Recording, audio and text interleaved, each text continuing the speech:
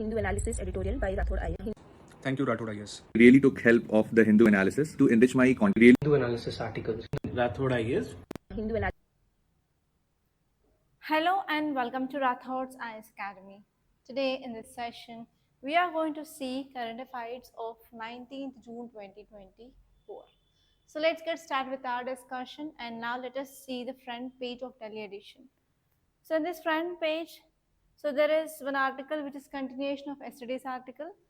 So it is about railways backs out of human error, claim toll climbs to 10. So actually in yesterday's class we discussed that in this errors or what are the causes for this frequent rail accidents. So one will be like failure of infrastructure and another will be like human error. So finally in that investigation, so we find to know that it is because of human error. And if you read this second point which is given next below to this title, we can understand that automatic signaling system which had been one of the failure. So that is the one reason for this accident. And next one is Kavach. Okay, so what is this Kavach?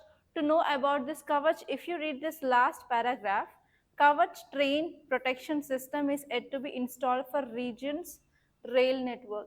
So actually this Kavach, it is one of the protection system in railways that had been not yet installed. So here these are the two important reasons why there is accident. So why I'm discussing this, because whenever you're writing about what are the measures that you can take, you can write these things. So we have to check, that is the loco boilers, they have to check this automatic signaling system.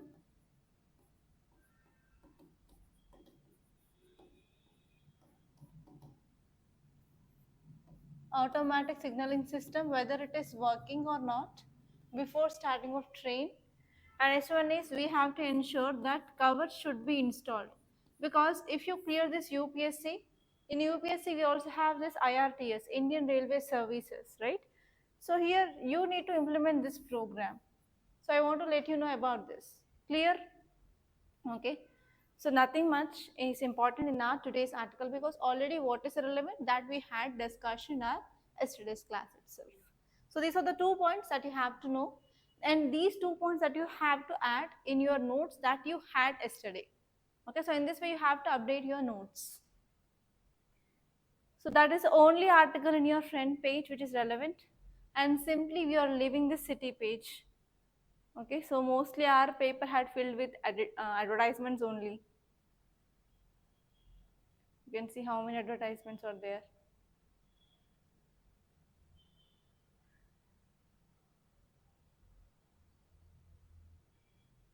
Okay, so in this page also I found nothing much important. And yes, and if you move on to states page, here also you can see entire advertisements only. See, yeah, directly editorial page. But if you see in Hyderabad edition, there are some articles which are relevant. I discussed in our morning class. Okay, so in this editorial page, so this article is very important. That is about G7. Title says New Dynamics. The G7 must review its own purpose in a rapidly changing world. And this article is entirely political article. We are not going to take this article, which is talking about elections 2024. And this article is at most important, and I like this article the most in the today's paper. So it is telling about one important concept. So what is that concept? It is about global economic decoupling. So I want to say one thing, guys, that is, if you're following this Rathods IAS analysis, please do watch daily, because you got good number of questions from current affairs in your UPSC prelims 2024. So if you have followed at least 1.5 year current affairs, so you would be like easily doing that questions. They are that simple. And next one is I am going to teach this current affairs in a new method from nowadays. Okay, now onwards. So I will be giving you summary of this article first. So what this article is telling. And next one is I will be giving you key highlights. What this article is talking about. And after that I will be going towards basics. So what does this concept is about. And after saying basics, so if there is a NEET, I will be giving you mind map. And next one is I will be taking prelims questions, at least 2 practice questions and also 1 practice mains question. So how it goes? So that you will be having a clear cut idea and you will be connected to current affairs the most. So first I will be taking the article, I will be telling you article which is important, and we will be connecting to our syllabus. And after connecting to our syllabus, if there is any interconnection with other subjects, we will be knowing from which subject's point of it is relevant, and we will be seeing even micro topics where we can fit that article. So this is the first thing.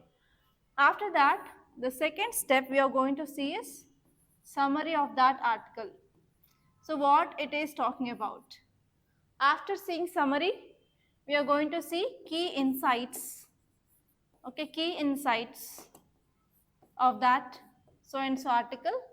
And after that, we are going to see basics of that. And if required, I am also going to give you mind map. So this mind maps will be very useful, guys, whenever you are writing your mains answer. And after seeing mind map, I will be giving you prelims practice questions and also mains practice question. Okay, so that you will be having a comprehensive study of current affairs. And no channel in our YouTube which is showing this much detailed current affairs which is relevant from our UPSC exam point of view. They will be reading just what is given, just they will be saying like even summary, they will be not giving even key insights also. They will just go on repeating what is there here. But we are connecting with the basics and I am giving the mind maps and also PYQs and also prelims practice questions and mains question. Clear? Okay, now let us see the first article as I said. So let us see the article first. It is talking about high cost of global economic decoupling. Okay, so where it is important and where we can connect? It is talking about global economic decoupling. So here we can connect this article with GS paper to under international relations. Okay, so here we can connect this topic under trade wars, and this is about USA and China issue, and we can also connect this with trade wars impact on global economy. So how these trade wars impact on global economy. So this third point, impact on global economy, you can connect with GS paper 3 under economy. Okay, so all these are the ideas, and exactly you have to know what is the meaning of this concept. It is entirely one concept. So what is this global economic decoupling?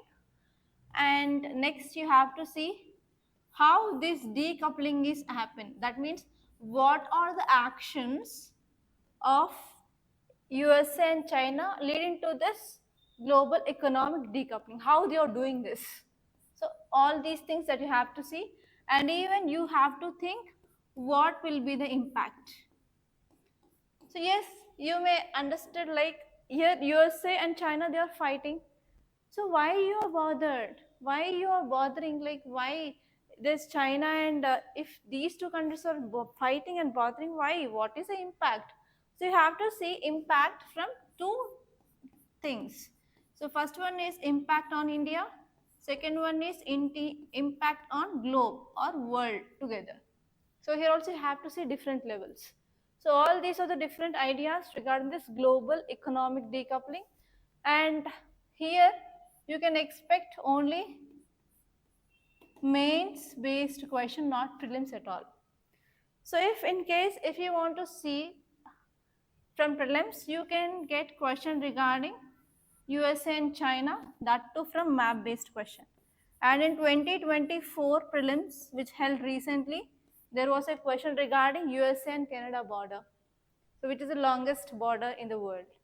Okay, so in that way you have to see map. Okay, now let us see this article in detail as I said. So why it is in news? First let us see why it is in news. Because Recently, US announced that it is going to impose fresh round of tariffs, that is nothing but taxes on this Chinese goods. Okay, so in this way, US and China, they are fighting by imposition of tax. So what does this article is saying? What is the summary? So here, whenever this US and China's tensions are increasing from economy point of view, it will leads to global economic decoupling. Okay, so global economic decoupling we are going to have because of this increasing of US China tensions, and it also leads to increasing of cost, and also there are some risk to our economy, that is world's economy, and they're also going to impact trade, not only trade but even technology, and even it will be affecting relations with other countries. So in all these areas there is impact of this global economic decoupling. So here you have to write global economic decoupling. What are the impacts? Tell me. Impact will be, it leads to increasing of cost, it leads to increasing of risk to world economy, and impact on trade, impact on technology and geopolitical relations. So how many? 1, 2, 3, 1, 2, 3, 4, 5. So you have to write all these 5 in this format and you have to draw a box. So in this way you have to make your notes. Okay, global economic decoupling impact. Okay, so this is the summary of this article, and now let us see what are the key issues or the key highlights given in this article.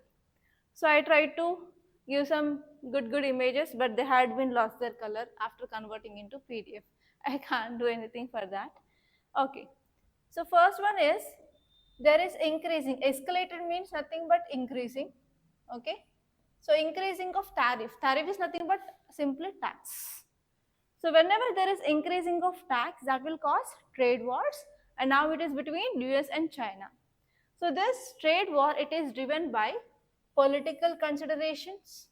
So whenever there is increasing of tax, what happen on the products where they are doing trade, there will be impacting those industries.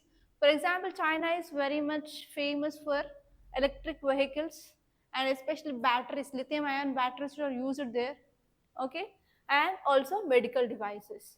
So because of increasing of tariff or tax, it is having impact on electric vehicles industries and as well as medical devices industries of China.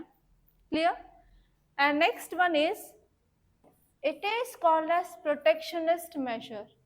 Protectionist means nothing but, so let us take this is USA. This is China. Okay, I am differentiating by shape. For example, you can see electric vehicles. Electric vehicles industry is there in USA, and the same electric vehicle industry is seen in China. So China is exporting its goods to USA.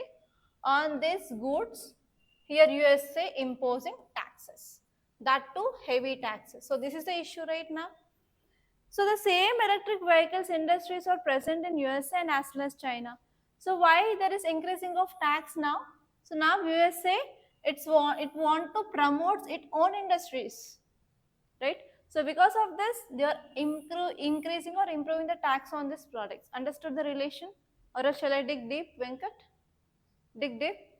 Okay. So for example, for electric vehicles, we need lithium ion batteries. So without this lithium ion batteries, so this electric vehicles will not run. So here, for example, this green color is lithium ion batteries which are produced in this company, and this USA is also producing this lithium ion batteries. For example, the China is producing this lithium ion batteries, for example, rupees 10. Rupees 10. Okay, I am giving the basic example to understand. And this USA is also producing that, but China is having some new technology and it is going for mass production. So whenever you're going for mass production, automatically the cost will be less. Okay, so here they are producing for rupees 15. Okay. So here USA is importing this batteries from China to US, right? So here this is USA market now. So in this USA market we have batteries. Okay, these are China batteries and these are US batteries, same market, same shop. So they are selling for rupees 10 here and US batteries are rupees 15. For example, you are consumer, you want lithium ion battery. So if you are going to that shop, so which battery you will purchase? For example, they are having same capacity, same thing, right? So you will be purchasing automatically Chinese. So it will be affecting US companies. So if there is increased demand for this Chinese, what happen? There will be further increasing of imports. So whenever there is further increasing of imports, what happened? There is increasing of production in which country? Production will be high in this China, right? And if you see USA company, which is also there, so there will be less demand, no one is buying this. So they have to close. If they are closing means who will be affected? US's economy will be affected. Now it is responsibility of US's government to promote its own industries. So this concept is called as protectionism. Okay, protectionism. Protection is nothing but they want to protect their own industries. Okay, we are calling them as domestic industries. Okay, to protect domestic industries, they are increasing taxes on these Chinese products. Clear? No doubt? Okay, so this is second point. So this is called as protectionist measure.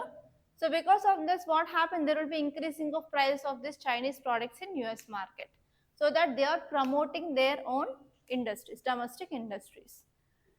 And next one is geopolitical rivalry and fragmentation of global economy that is also posing risk to liberal international order. So actually if you're talking about trade, now we are in globalized era. So one country is dependent on another country. So we are having some multilateral organizations, for example, WTO, World Trade Organization, so which will be ensuring free and fair trade. So if this type of tariffs are imposed on Chinese products, is it fair? No, right? So that is the thing. So that will be impacting global investors. For example, if China is producing more, so other countries they will go to China and they will invest there.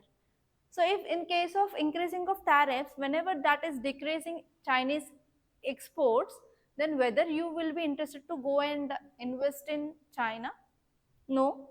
So that is the thing which mainly said. So it will be having impact on global investors and future of free trade. There will be no free trade future.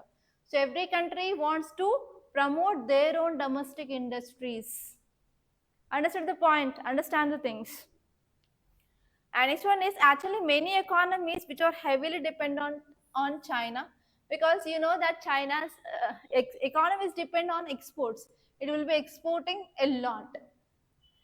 And even if you see most of the toy sector in India or any mobile phones in India, so they are made on China mostly. For example, countries like Australia, Brazil, so they are facing challenges of diversifying exports. Okay, so mostly, for example, if any country which is 90% dependent on China, if they want to move to other country, will they? No, so that is one more problem. And next one is especially Southeast Asian countries, they struggle a lot to replace China as a major supplier because of they are having high dependence on this. Beijing is nothing but capital of China for technology and as well as investment. So here this is also one important problem. And next one is India stands to benefit from decoupling. So if you say India, yes, we are going to have advantage because now I said it will be affecting investors. So if investors they are not going to China, so alternative will be obviously India, because we are having, if you see why India is an opportunity, because again we have to go to factors of production. So what are factors of production? Land, labor, capital and entrepreneurs. So we have good amount of land. India is the seventh largest country. Next one is labor. We are having good labor, we can supply labor. And even India is a very good place for investment, right? Okay, so because of this, India is going to benefit from this decoupling. even though we are having a tough competition from China. So I already discussed about out China policy. Okay, so India is one of the important place for that. And next one is US deliberate distancing from WTO and parallelization of adjudicatory processes. There are also significant risk to international order and global trade agreements. So if this case which move on to WTO, obviously China will win because we have a policy of free trade, but it is not happening here, right? So here we are going to have a significant risk on international order or rules based international order and also on this global trade agreements. Okay, so these are the some important points which are given in this article. So if you read all those lines in this article, so you'll be getting these 4 to 5 points I summarized because you have to understand, right? And now let us move on to basics. So what is this global economic decoupling? You might be already understood, right? Now it is easy to understand the basics. So here nothing but trade volumes of each other will be reducing because of increasing of tariffs, and there will be minimizing of reliance. That means USA will start decreasing its dependence on China because it is improving its own domestic industries. And next one is it is also increasing tariff, trade barriers, and also it will be focusing on domestic production. So I said all these points. So it is the meaning of like what is this global economic decoupling and how it is doing. So how? The first one is reduction of trade between these two countries. And next one is supply chain diversification. Supply chain means nothing but now if any country is depending on only one country, so now we have to diversify where we are getting that raw material or where we are getting that things. That is called as supply chain diversification. And next one is technological separation. So countries may seek to develop independent technology ecosystem. So whenever we are getting problem, then only we'll start thinking, then only we'll start renovating, right? Reimagination, coming up with of technology, etc. So with this type of decoupling, so every countries they will be becoming alert and they will come to develop their own technology for safety. That thing will happens. And next one is investment restrictions. As I said, what happens because of this decreasing of imports, decreasing of production, automatically there will be decreasing of investment. For example, FDI, capital inflows, etc.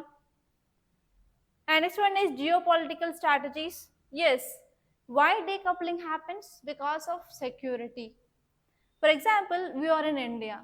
For example, if we think that 100% goods that we are getting from China isn't good, no. If you're depending entirely on one country, if that country stops sending that goods, then what will be the condition? So we will be automatically dependent our national security in their hands. So it is not at all good. Okay, that thing that you have to see. Okay, that's it. And even this decoupling can also be influenced by cultural and political factors and differences in governance model. And entirely our governance system is different from Chinese. Chinese they have communist party, but in India we have democracy. Clear? Yes. Now come on, let us see, Venkatesh, how many questions you'll answer. So first question, read out what is meant by economic decoupling. So option A is increasing trade and interdependence between countries. Option B is reducing economic interdependence between countries. And option C is merging of economic systems. And option D is standardizing the global economic policies. So if you understand this, you can answer this. So students, please post your answer for this first question. Come on, tell me.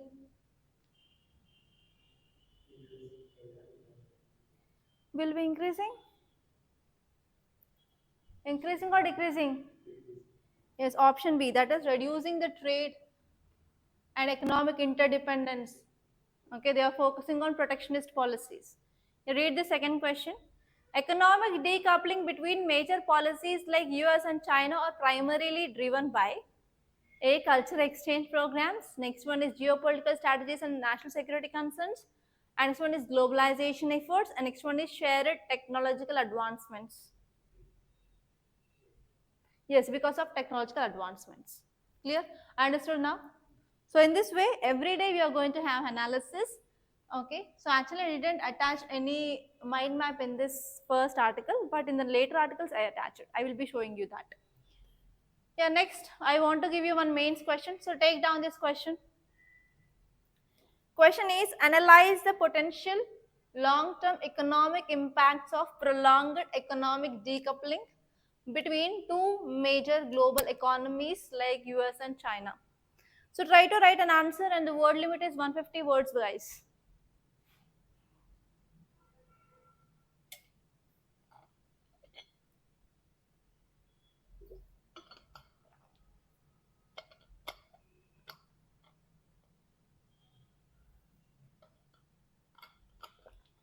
And students, please let me know how this approach is, or else do you need any changes, any additions or any deletions? So please let me know in comment box so that I will be continuing with that. Done? Yes. Let us move on to our news page. Yeah. So here I said about this G7, right? So title says new dynamics, and next one is the G7 must review its own purpose in rapidly changing world. So actually this article which said about one important concept called as global south. So first of all I will say where it is, where you can fit this. So this is talking about G7. So where it is important, from GS paper to under international relations. So in international relations you will be studying about groupings or organizations.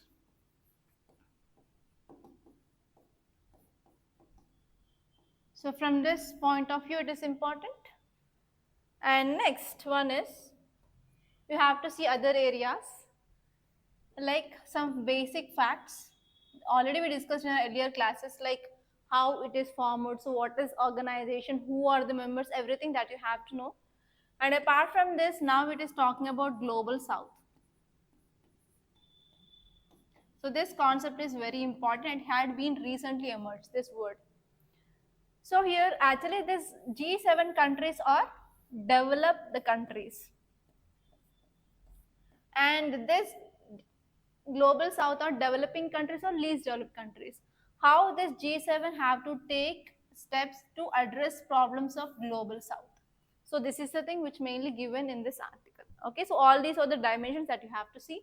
And here there is a chance of getting your prelims question from basic facts of this organization members, and even you can get mains question from this global south, and as well as relevance of G7 grouping to address this global south issues. Okay, now let me give you first summary. So recently this G7 summit had been done and it is going on, and even our prime minister, he is in this meet, he went to Italy, right?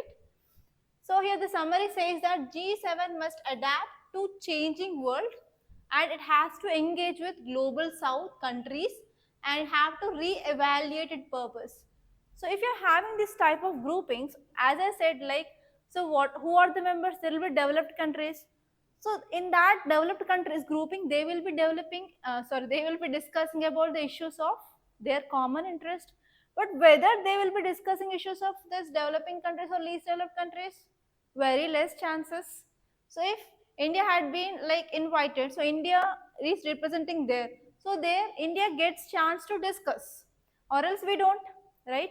So here, especially these organizations, they need to take care of even the problems of developing countries, and they have to come with the policies which will be helpful for these global south countries. So this is the idea of this article.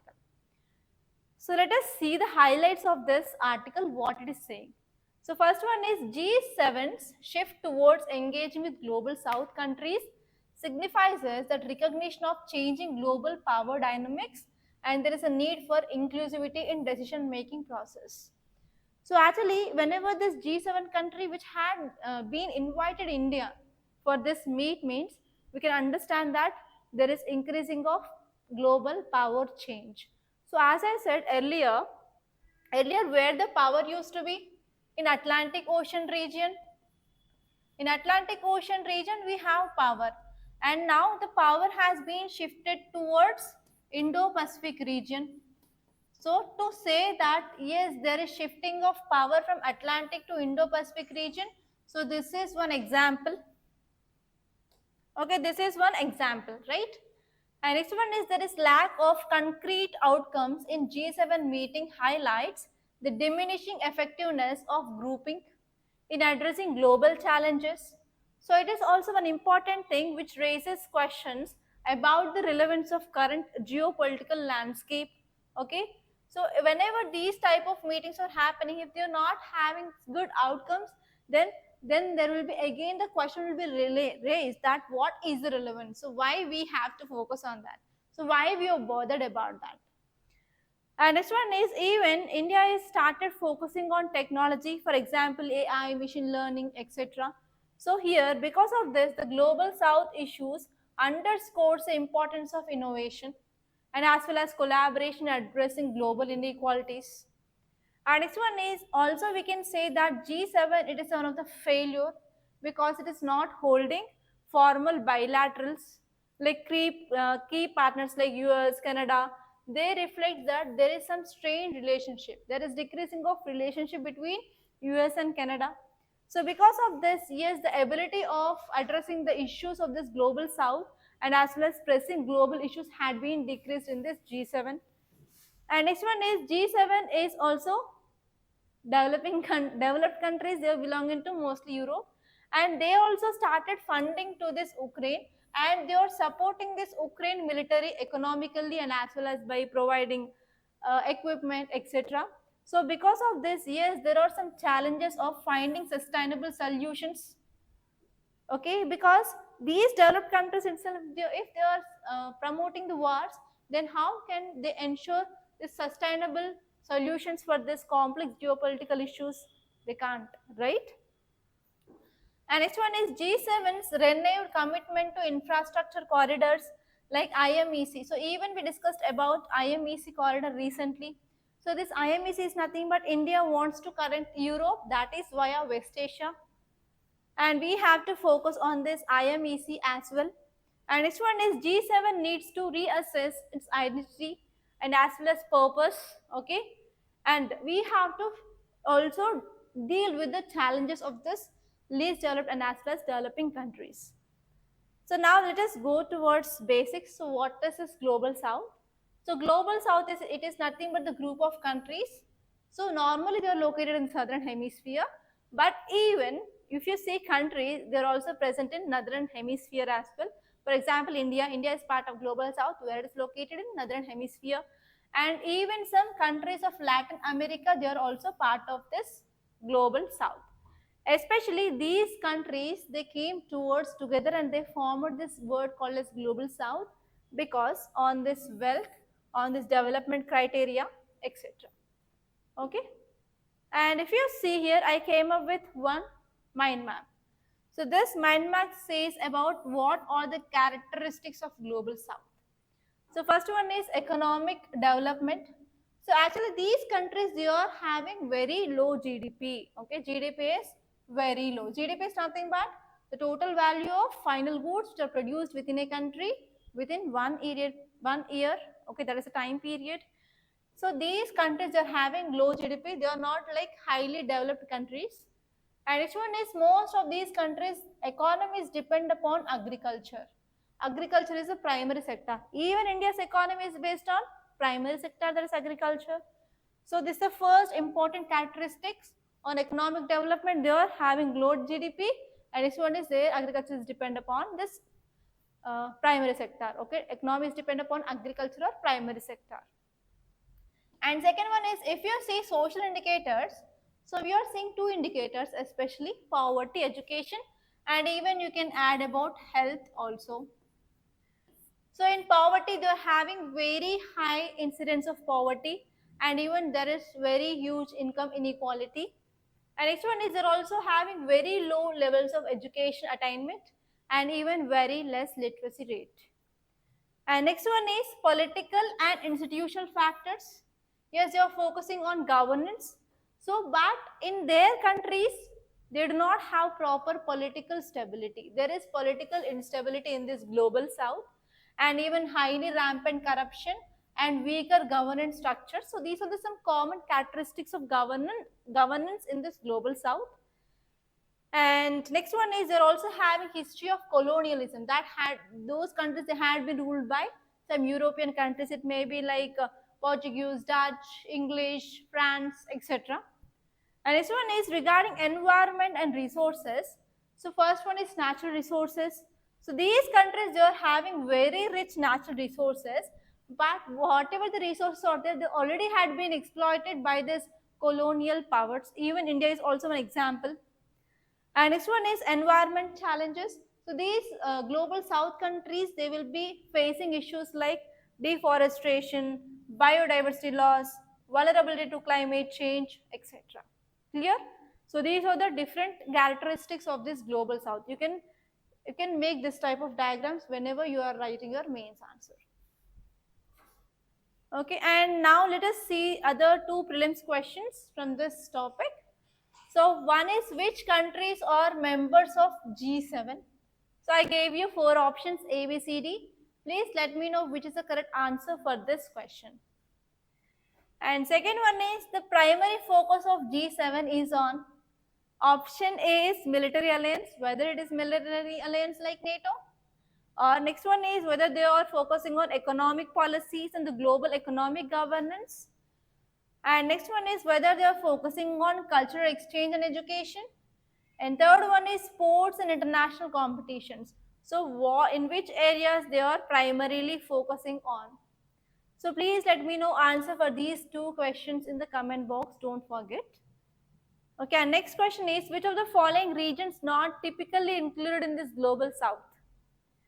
Okay, first one is sub-Saharan Africa, Latin America, Southeast Asia, and D is Western Europe. So which countries are not part of this global south? So please give option and even write which is that. Okay, so that because I give many questions, no, I will be confused. Okay, clear?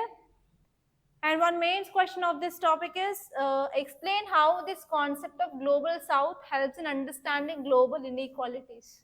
So it is very, very relevant. So if you understood this mind map, you can write that answer. Okay. So this is about our editorial page, and even the opinion page, I didn't find much very important. And in this text and contents, there are two articles which are very relevant. Let us see them. So first one is, does H5N1 pose a threat for humans? Okay, now let us see the dimensions first. So it is talking about H5N1. Okay, so it is a virus. It commonly causes avian influenza.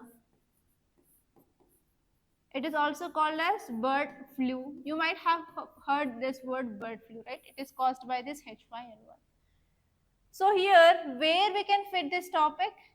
In science and technology, we'll be studying this diseases. So there you can fit this, right? And actually the issue here is, so birds,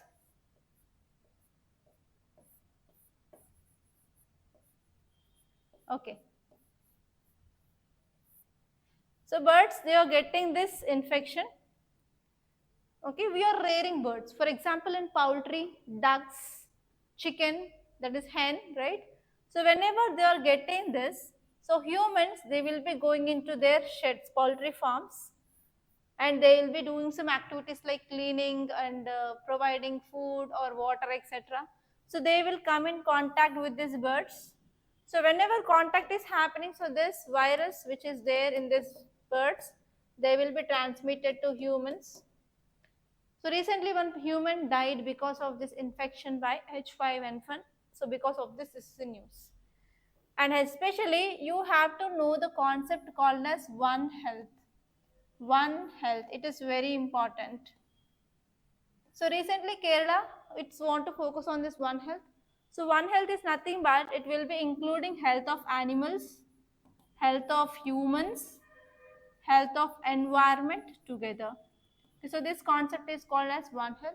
So if you want to address this kind of issues of spreading of infections from animals to humans, environment, etc., this One Health concept is very important.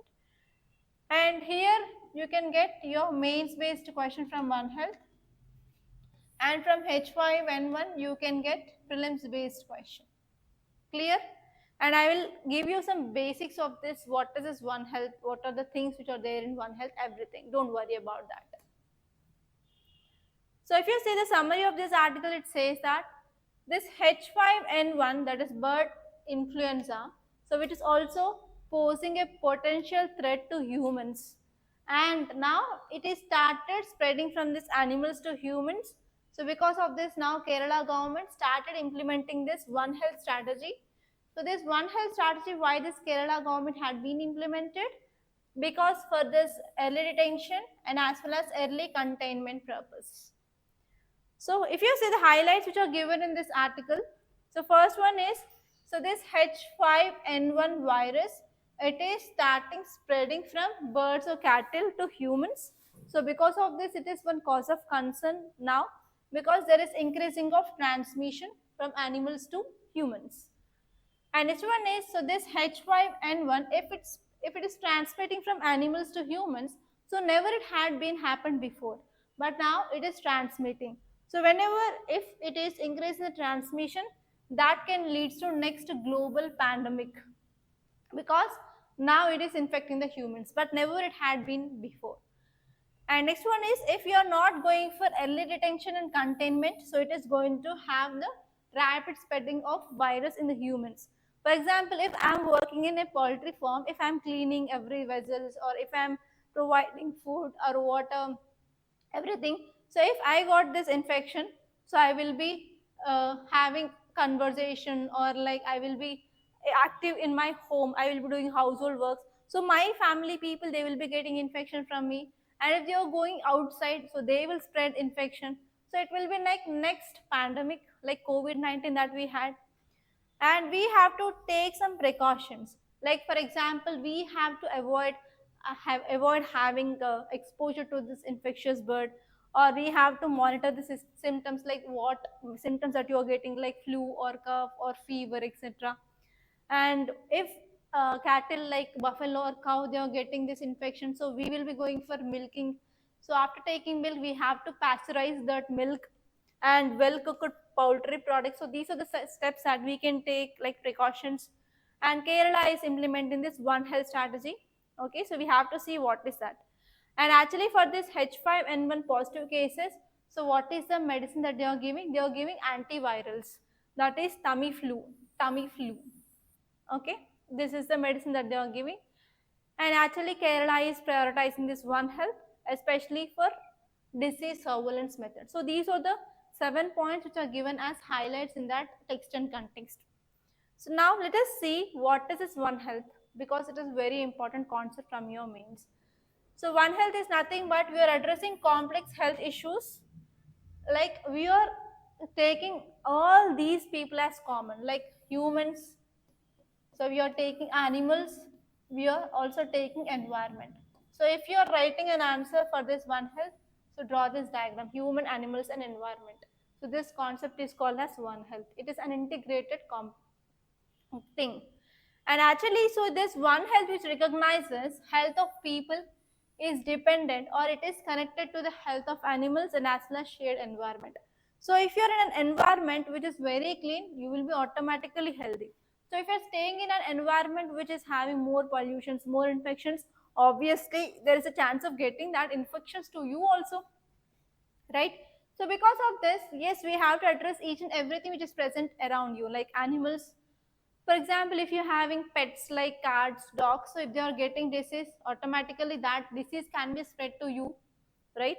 So here your approach of One Health should be focusing on promoting, improving and defending the health and the well-being of the things, and even it will be focusing on our environment.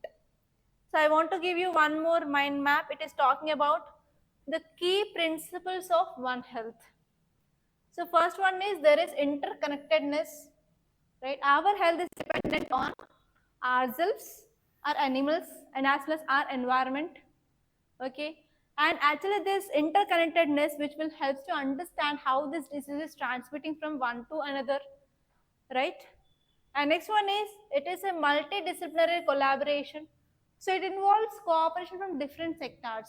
For example, if you see we have a paddy field, we need agriculture department to identify the things. And if you're having a poultry sector, so we need animal husbandry people, right? So we need veterinary medicines, environment science, agriculture, wildlife management. So all these are interconnected here. So we have to here focus on data collection and as well as resources which are present, and even we have to take experts advice to control that so and so disease. And next one is we have to even focus on prevention, because prevention is better than cure, right? So we have to prevent the disease outbreaks and health issues by how we can prevent, by early detection and as well as by intervention. And we have to promote the reduce of risk of disease transmission. So how we can go for vaccination. And next one is we can maintain sanitation, that is everything should be neat and tidy, okay? And we have to use land effectively. And next one is what are the sustainable, that means in the long run what we can do. So always we have to focus on sustainable practices, agriculture practices, wildlife conservation, and environmental stewardship, and we have to protect our environment. So in turn, that environment will be protecting you. We have to protect biodiversity. Okay. So what are the activities we are taking as a human that should not cause harm to animals or environment? So we need to take the balanced approach. Okay. So these are the 4 important key principles of this One Health. Clear? And next I want to give you prelims practice questions. So first one is which of the following best describes One Health approach? Option A is focus on human health exclusively. Option B is integrated approach to optimize health for humans, animals and environment. And option C is conservation of wildlife and their habitats. And option D is implementation of universal healthcare system. What is answer? Yes, B, that is integrated approach. So we are having animals, health and as well as environment. And next question, which of the following is not a focus area of One Health approach? Zoonotic disease control, antimicrobial resistance, space exploration, food safety and security. So which is the thing they are not focusing on? Tell me students, answer. Space exploration. Yes, and I want to give you one mains question. Discuss challenges and opportunities associated with implementing One Health approach globally. Okay, so try to write an answer for this question, and the word limit is 150. And based on this approach, please tell me how you feel. It is easy or it is difficult, or whether we follow the earlier pattern or whether we can continue with this, or any additions or any deletions. So please give me suggestions in your comment box. Don't forget. Okay, now let us see the next topic. It is about how can Himachal Pradesh fight against forest fires. So as it is not a new topic, so where we can fit this topic, it is about forest fires.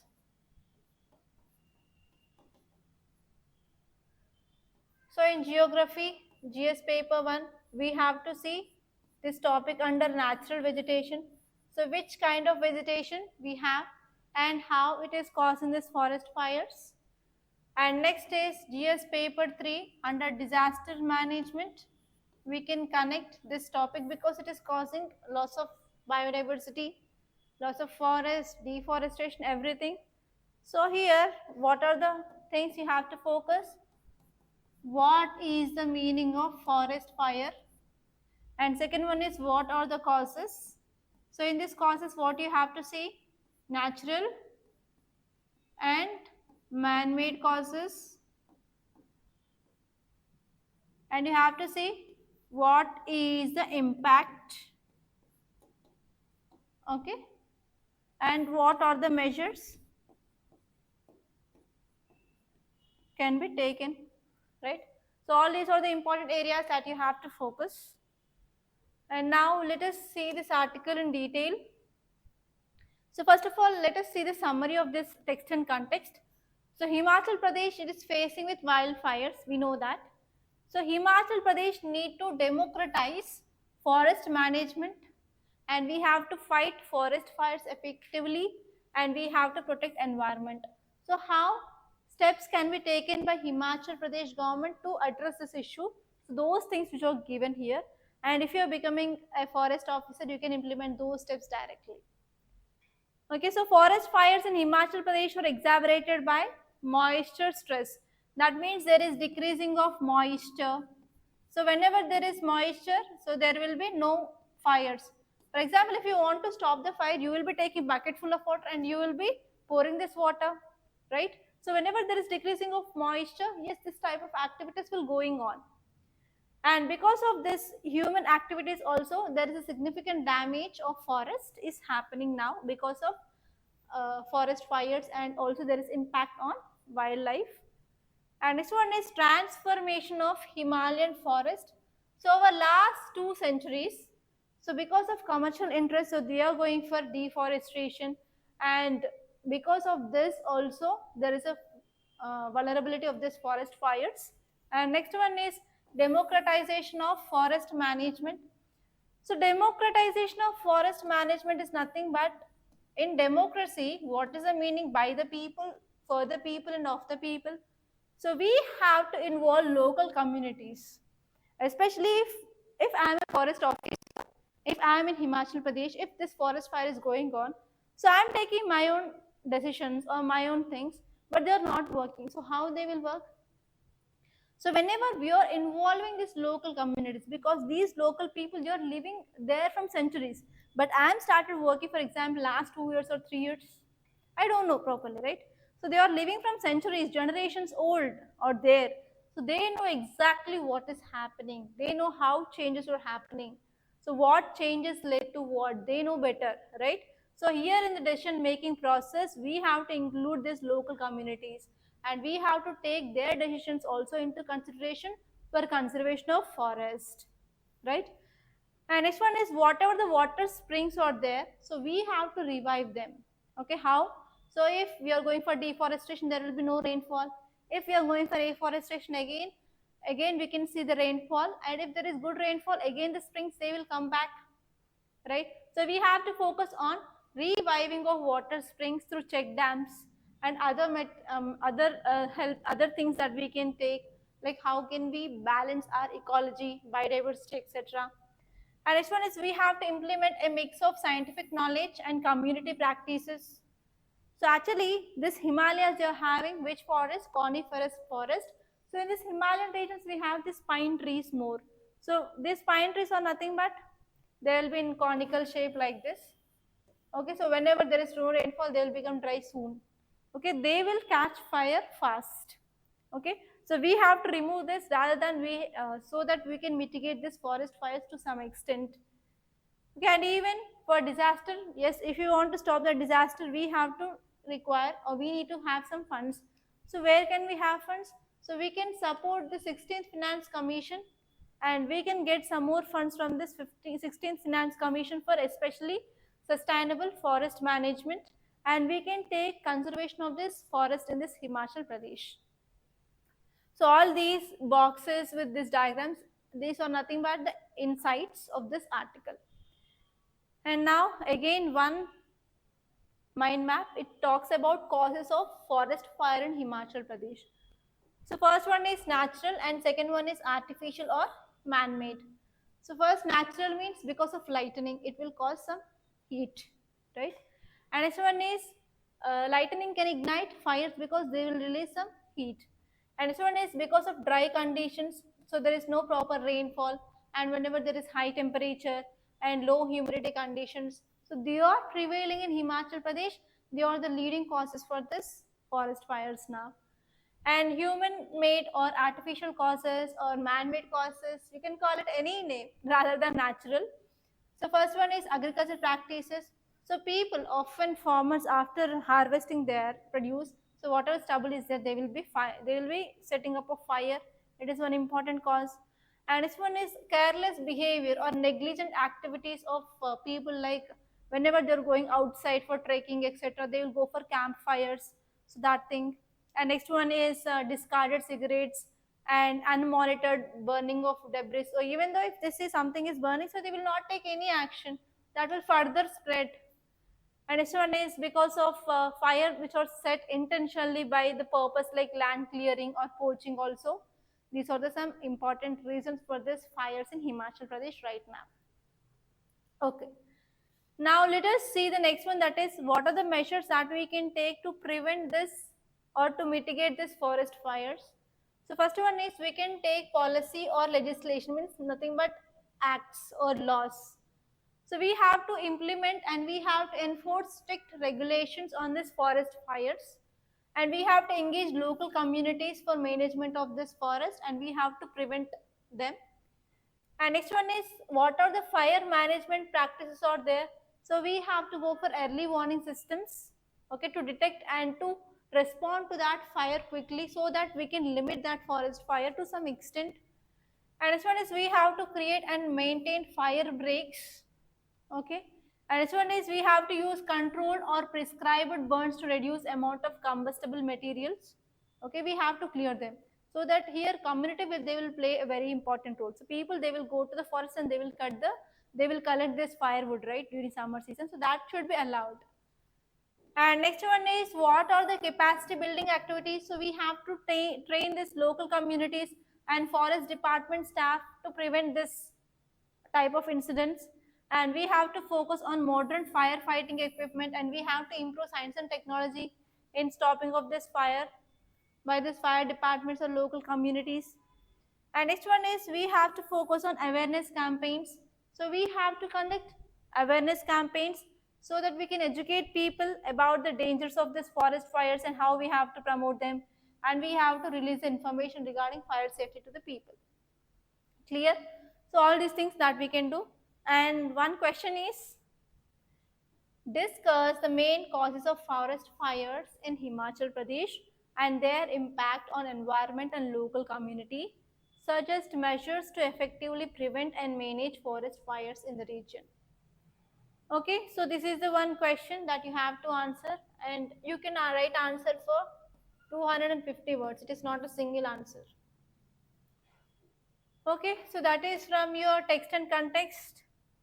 And if you move on to this news page, so most of the articles are irrelevant actually. Most of the articles are related to this NEET and as well as this rail accident, so we are not focusing on that. And here there is one article regarding CDS. So actually in 2024 there was question regarding this CDS, Chief Defence Staff. So you have to know the basics of this CDS, that's it. And okay, let us move on. Yes, and in this page here, so there is one article, it is about under construction bridge collapses in Bihar. Just in man-made disasters we can add this topic, that's it, nothing more. And next topic here is China has 500 nuclear warheads, says SIPRI. So this article is very important. Okay, so let us see dimensions. It is talking about warheads. So where we can connect this?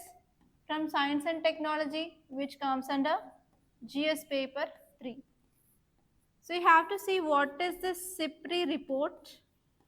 And whenever you're reading this SIPRI, you have to know what is the SIPRI and what is the mandate, and also what are the functions and responsibilities of the SIPRI, because from this area you can get your prelims based question.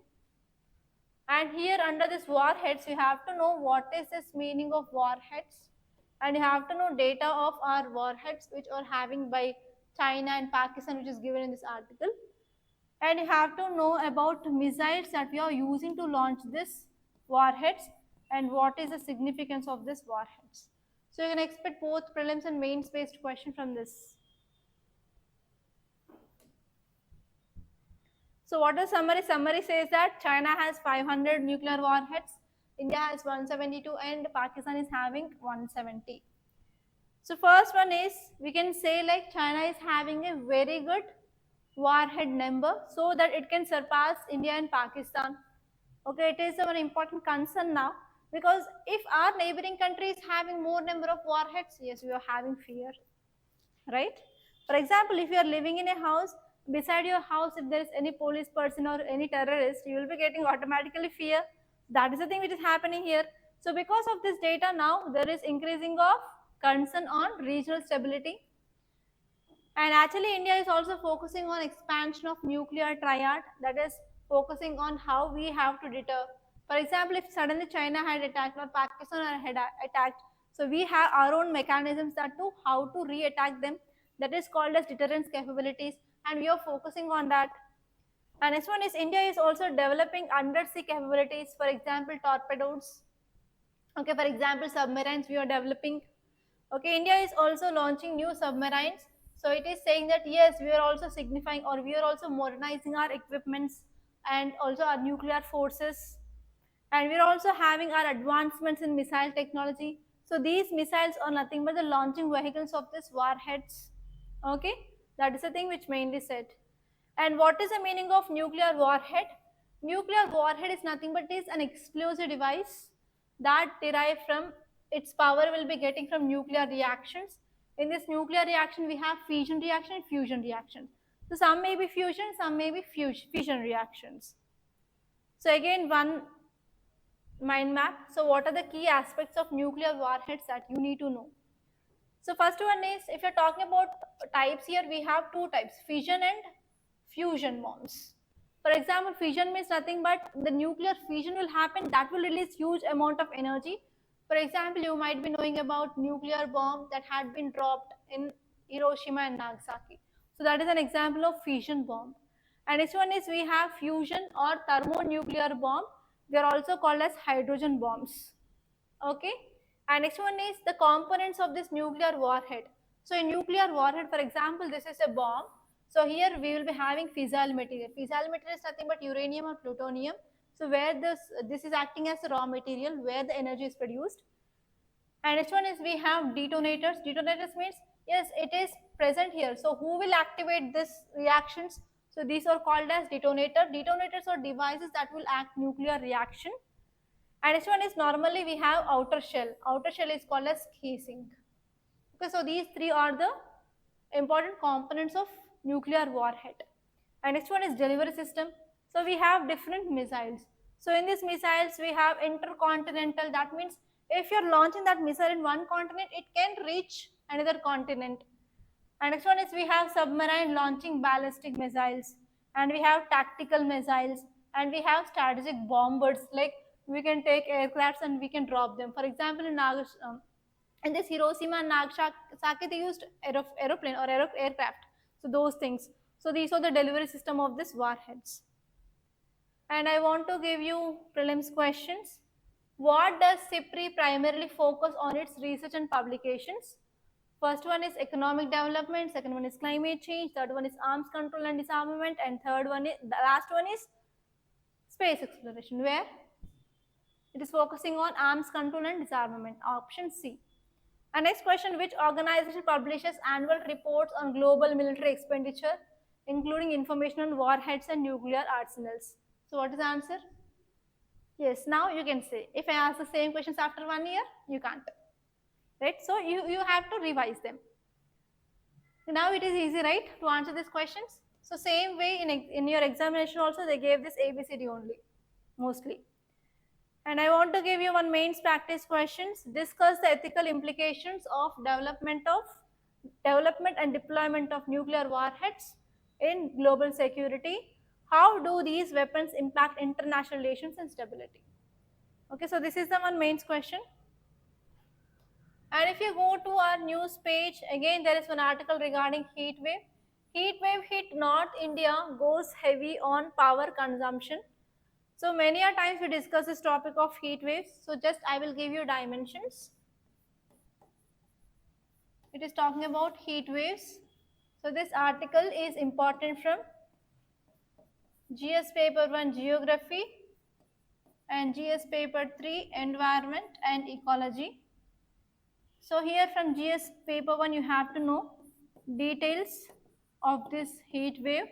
So what exactly IMD says or World Meteorological Organization tells about this heat wave along with the definitions. So definition in plains and what is the criteria in hills. And you have to see what are the causes for this heat waves and you have to see what is the impact, and next one is what are the measures. So these things are more than enough from this heat waves. So you can get mains based question from this heat waves.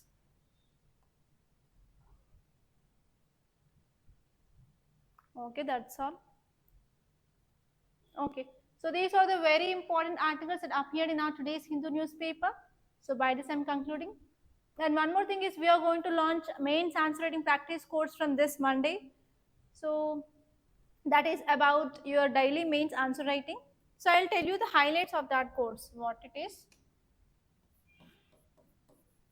So this is 1 year course. So you will be getting daily one question for practice. It is from Monday to Saturday. On Sunday you will be having essay or case study on Sundays. So overall you will be having 52 essays or case studies alternatively. You will be getting modal answer for that so and so question. Okay, modal answer, and there will be evaluation of your answer, and weekly once there will be live class. Okay, so here we are going to give you weekly schedule, what you have to focus on that, so that within 1 year, so you are going to cover entire your GS syllabus, includes GS1, GS2, GS3 and GS4, and the cost of this course is 8,200 rupees for 1 year. And one more thing is we are also having like upcoming courses, current affairs course. So that thing is also going to be launched. That will be around 3,000 to 4,000 rupees for 1 year. And next one is NCRT course, also had been launched in our app. There you will be having videos, mind maps, and also practice questions of prelims. So that is around 2,000 rupees. So these courses will be exclusively very useful for UPSC. And if you want to clear mains and prelims and also interview, this course are must. So if you want to contact us for these courses, you can call me on this number 8074765513, and even this is WhatsApp number, you can text me on WhatsApp also. That's all guys. So by this I'm concluding. Thank you so much for attending this session, and please do like this class and share this class to your friends, and don't forget to subscribe to Rathods IAS Academy, and you can download this app also for more details and for the notes, etc. Okay, thank you so much.